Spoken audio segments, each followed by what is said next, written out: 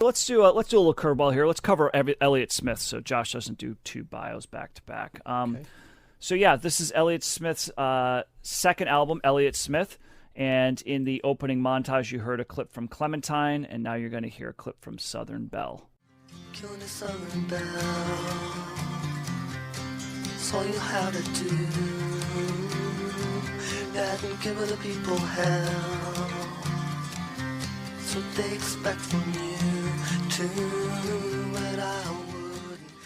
So Elliott Smith by Elliott Smith comes in at number 107 in the 1990s on Best Ever Albums, number 9 in 1995, number 628 of all time. It's Elliott Smith's third highest rated album behind 1998's XO and 1997's Either Or, two albums that we are going to cover in future episodes, I believe. Elliott Smith did not make Rolling Stone's list, and he is ranked number 96 of overall artist rankings on Best Ever Albums. And this is his second album. It's got a total of 6, and this was released on July 21st, 1995. The genres of Elliott Smith include indie folk, folk punk, lo-fi and indie pop. Influences folk punk. Yes, John. Okay. Yeah, That's a new one. There's a Wikipedia page on it. I'm not even. I just like. Why do you feel the need to have to combine two completely unlike genres? Question for the room. I think people or whoever creates the terms for the genres are just trying to look for something to identify. We like to categorize things as a society, John. Yeah. Otherwise, I'm not we even have anti. chaos. I'm just like, why do you feel the need to merge those two things together? Yeah. Yeah. It would be like experimental mainstream. There you go. Well, influences of Elliott Smith include Nick Drake, Jackson Browne, Janis Ian, Paul Simon, Beach Boys, Todd Rundgren, James Taylor, The Beatles, Bob Dylan, Elvis Costello, Neil Young, Harry Nilsson, Red House Painters, The Zombies, Tom Waits, and The Kinks. Artists that he influenced include Band of Horses, Bright Eyes, Ed Sheeran, John's favorite, Sufjan Stevens, The National, Andrew Bird, Badly Drawn Boy, and Iron and Wine. Highest charting album is 2004's From a Basement on the Hill. That hit number 19 in the U.S., and the highest charting single is actually really didn't chart. Nothing charted in the U.S., but 1998's Waltz number 2 reached number 52 in the U.K. charts.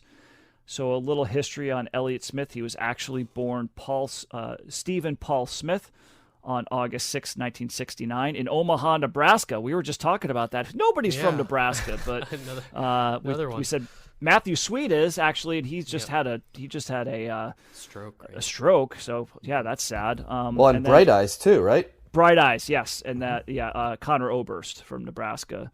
But there was another band I think we covered recently that was a Nebraska band. 311. 311 was a Nebraska band. That's what right. started it all. You can go get their 311 beer. There's a whole tour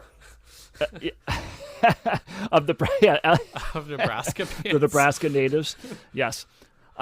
Elliott Smith's parents divorced when he was 6 months old, and he moved with his mother to Duncansville, Texas, where he grew up. He did have a difficult childhood. I didn't see a whole lot of specifics on this other than he said that he may have been sexually abused by his stepfather, an accusation that the stepfather later denied. But I guess there were other things in his life that were not, fairly traumatic. He did start playing the piano at the age of 9 and the guitar at the age of 10. And when he turned 14, he moved to his father's in Portland, Oregon, when he started using drugs and alcohol. And he started just playing around on a 4-track recorder, recording some songs there. He did have a couple of bands in high school, and he did graduate from high school as a National Merit Scholar. And he attended Hampshire College in Amherst, Massachusetts, when he graduated in 1991 with a degree in philosophy and political science. So not too many artists actually, a lot of artists go to college, but not too many actually finish college. But Elliott Smith was one of them. He did start to go by the name Elliott, saying that he thought the name Steve sounded too much like a jock name and that Stephen sounded too bookish, so he chose Elliott. When he was at college, he formed a band called Heat Miser with classmate Neil Gust, and they began performing in Portland in 1992. And they do have 3 albums, and actually they were still a band when Elliott Smith started doing some solo work. The Heat Miser officially broke up in 1996. So they're working some odd jobs. They're creating some albums. They're doing some shows, and Elliott Smith started his solo career, which of course created some distance and some tensions between him and his bandmates, but they still kept going on for a period of time. In the early 90s, Elliott Smith's girlfriend encouraged him to send a demo tape that he had to Cavity Search Records, who offered to release it as an album, and that was his debut record, Roman Candle. Did they pull it out of their ass? Yes, good one. Roman Candle, debut album, released July 1994. And Smith was surprised that it was well received, because grunge and alternative rock was such a thing, and he was neither one of those things. So he didn't expect that to be as much of a, I guess it wasn't as much of a hit as it was. He was surprised by that. On this record, he said that, quote, he personally can't get more dark than this self-titled album. So this is, according to Elliott Smith, this is as dark as he gets. Again, released in July of 1995 through the label Kill Rock Stars. That was his first full-length album on that label.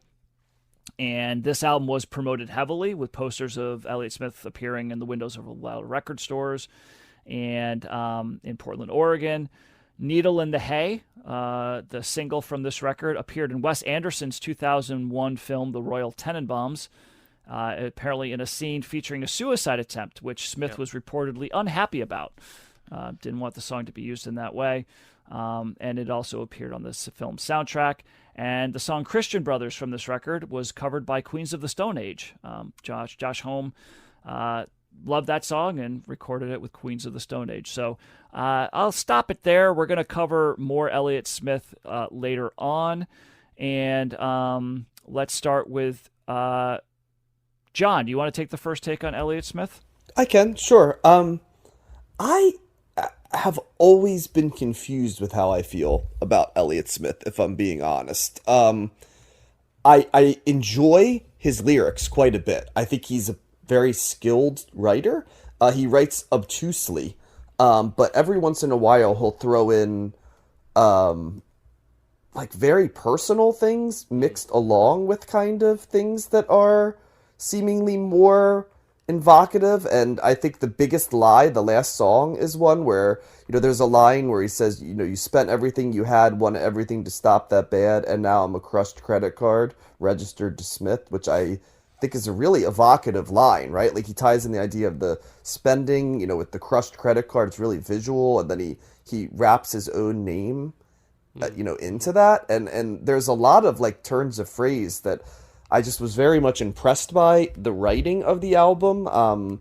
If it was solely just the writing of the album, I think I'd really connect with this, and it almost at times has like a poetic nature to it. So that's the piece I really like. He does play some interesting chord progressions, even though they're simple and stripped down. And I've always been told by people you have to listen to him many different times to kind of see the sort of the subtle genius of like what he does. And I get that a little bit, because as I listen to these songs, I definitely did pick up, it's like, oh, that's a unique chord progression or run of notes along the way. So that was appealing. I am probably less into acoustic rock music, man and his guitar rock music, than I think the other members of our group are. So there always is a little bit of a barrier to that with me, because I prefer my guitars plugged in than I do not plugged in.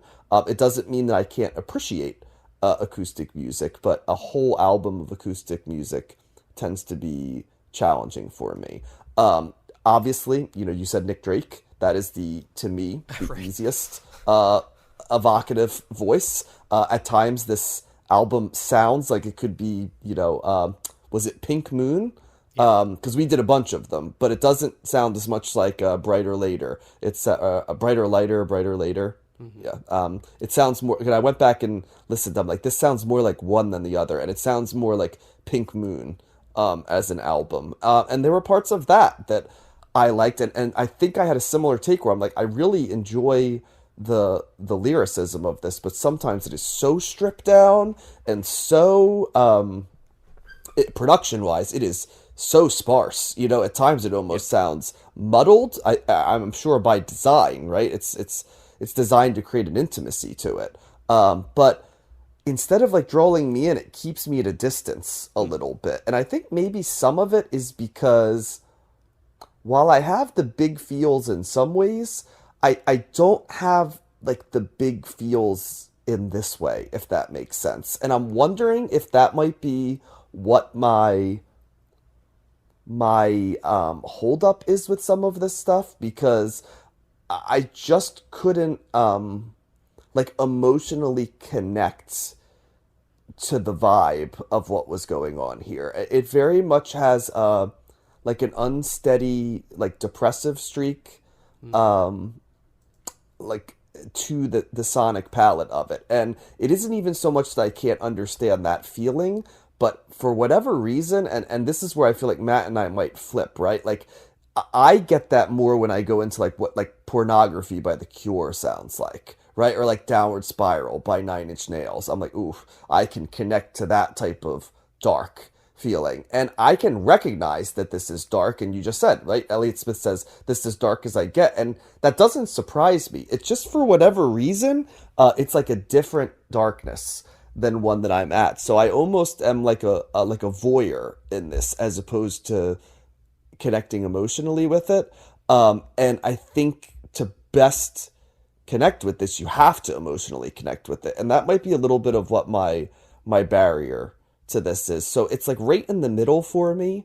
I get it, and I can totally understand why this has deep emotional resonance and really could be someone's favorite or one of their favorite artists.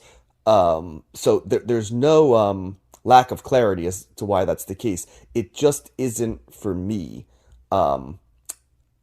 that style of music. And I'm going to continue to be very open to the albums we cover, because I have a feeling there might be some evolutions, maybe with production or construction of songs or sonic choices, because he's a pretty talented guy. And so I'm not here to like write that off or go, oh, I don't like Elliott Smith, or I can't connect with him, because I think there's going to be stuff that I think I do connect with, because there's a lot to like about what this is. It just, unfortunately, in totality, just didn't connect with me. So like thumbs in the middle for me. Yeah, I really like this album.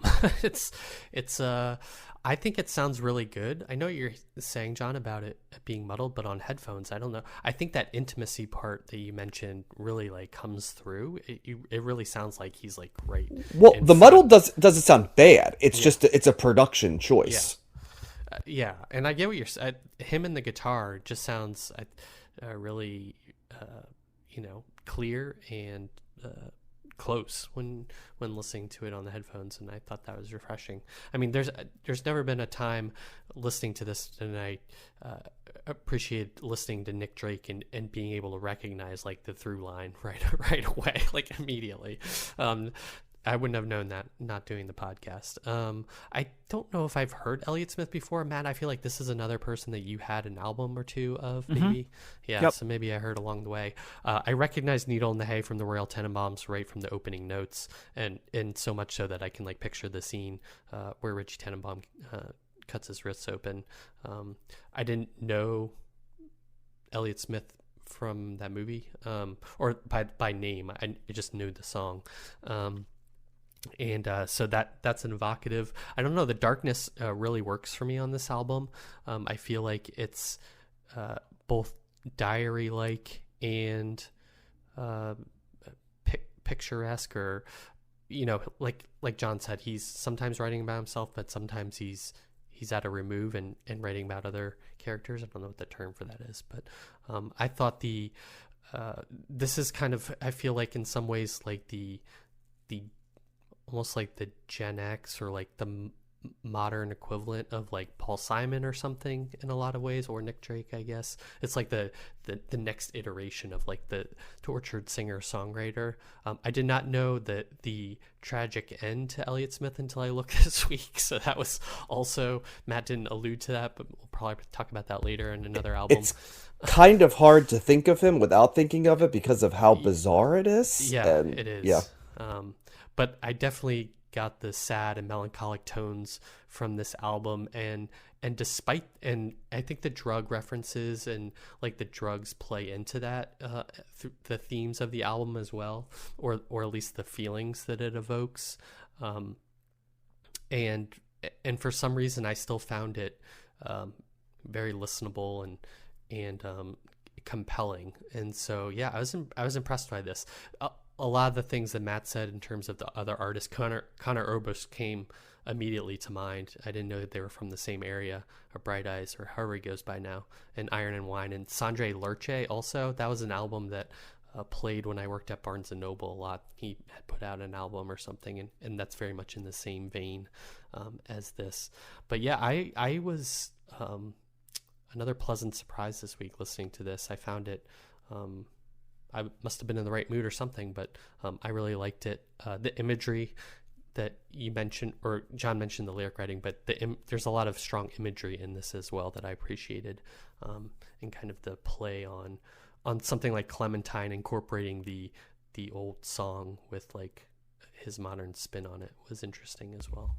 Yeah, Single File's another one that has really great lyrics, like, you're waiting for something, single file, you're a murder mile, you idiot kid, your arm's got a death in it. That's pretty strong writing right there. Yeah, that is. Yeah, I agree. So thumbs up for me. I'm excited to hear more of him.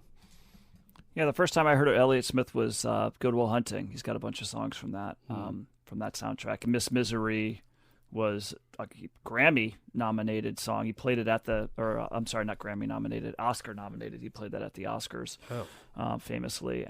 So that's coming, and yes, his death is coming too. It's very, very, very tragic. So yeah, I heard most of his albums. A buddy of mine that I worked at a summer camp with had pretty much loved Elliott Smith and had all of his records, and I ended up burning a couple of the albums from him.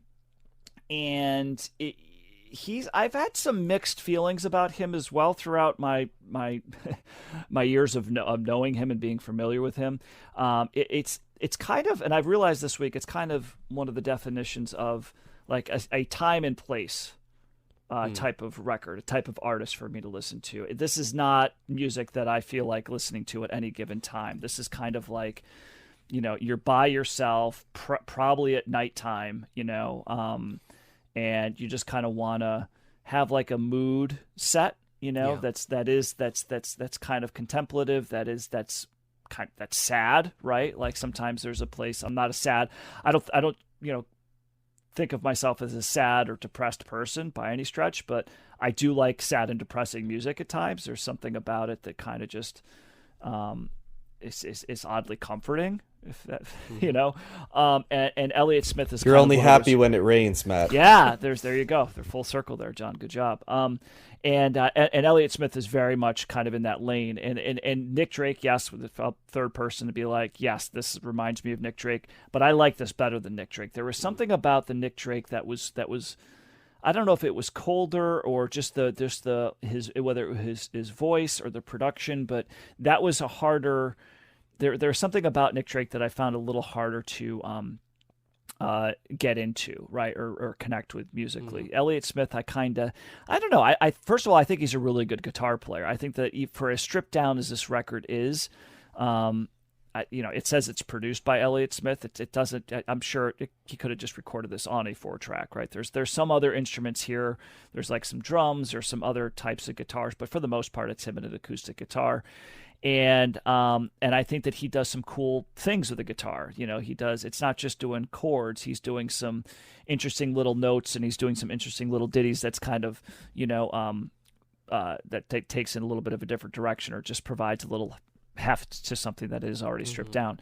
And then his voice is very like breathy. It's reserved. He's not a belter, right? He kind of in some places he's just almost talking, right? It's like not even, but it's this breathy kind of sparse vocal style as well. And for me, there's a time and a place for it. And I think there's some of his other records I like more, and he starts to branch out, like in his latter records. The more full band stuff, more production. So he's not always like this, John. So, if we cover, I vaguely think I remember hearing songs, and like I knew that it wasn't just, and like I said, this wasn't bad, but I knew it wasn't just this like 5 times. Yeah. His Figure 8 from 2000, I think that's the last album that he did before he died. I mean, he had an album that came out after, From a Basement on the Hill came out after he died. But both of those records have more bands, there's more production, more sound. It's not as stripped down as this, so he does branch out a little bit. But so yeah, I do like this quite a bit. I paid attention to some lyrics here and there, and yeah, it's in the same line as Dylan. Like there's some ways I just kind of like the words that he puts together. I like the style of the singer-songwriter. I'm totally fine with acoustic music. And this is the darker music. Yes, I would, if I want to be in a dark or depressing kind of mood, I would much rather listen to this than Pornography, for sure. Like that was just too much. Although I do like, you put another good touch point was the 9 Inch Nails, and I do like that one a lot. Pornography for some reason was just a little bit too much for me, but really talented guy, really sad story, and but yeah, I think my overall take on this is just a nice. It's kind of like a chill out nighttime, kind of like I kind of want to be in a little bit of a mood right now, and I think. It can get a little samey. I certainly felt that way when I first listened to him, when I was like, man, they all kind of sound the same, but over the years and listening to him more, I've kind of been able to parse some things out. And there's some stuff that he does later on that I feel like goes to a different level, because I think musically some of his songs like Waltz Number 2 or Miss Misery or Angelus, are more melodic even. So he can get more melodic with some of his songs as well. So yeah, I'm thumbs up. I would recommend this. I do enjoy Elliott Smith. Yeah, I'd compare it to like Nick Drake is sort of like the depressed. You hear it, it's like the music for like right before you need to take like an antidepressant, right? Whereas Elliott Smith is like the type of depressed where you're like, I think I really need to call someone and have a talk with them. It's like a different slight vibe, you know what I mean? But there's the slight nuance in that, I think, is why I found Elliott Smith to be a lot more accessible to me, or a place that, I don't know how to describe it. I said that to a friend. They started laughing, who themselves struggled with depression. They're like, I kind of know what you're going for. Now I'm interested in hearing both of them to see if I can parse it too. But yeah,